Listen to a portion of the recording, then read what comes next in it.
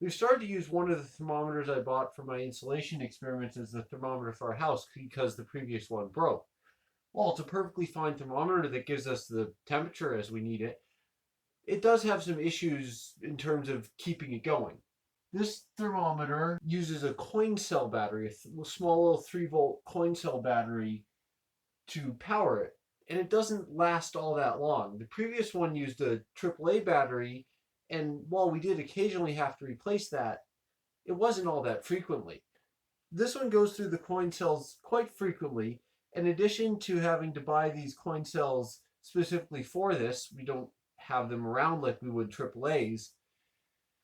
It is a little bit hard to replace with a small screw that has to be undone. And for the thermometer that I'm going to make this modification on, the screw itself is stripped, so I couldn't even replace the coin cell if I wanted to. My route was to buy some AAA battery holders.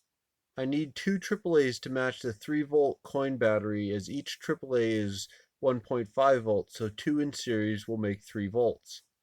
After cutting open the back of the thermometer to access the battery leads, I had a friend solder on the AAA holder.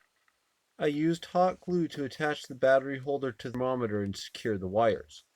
Though it looks awkward, I placed the battery on the side so I could still use the hanger hook on the back.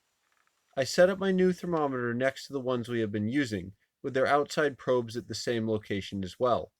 Though I'm not able to test the full range of temperatures, what these show is that there is only a small amount of variation between what values the thermometers are reading.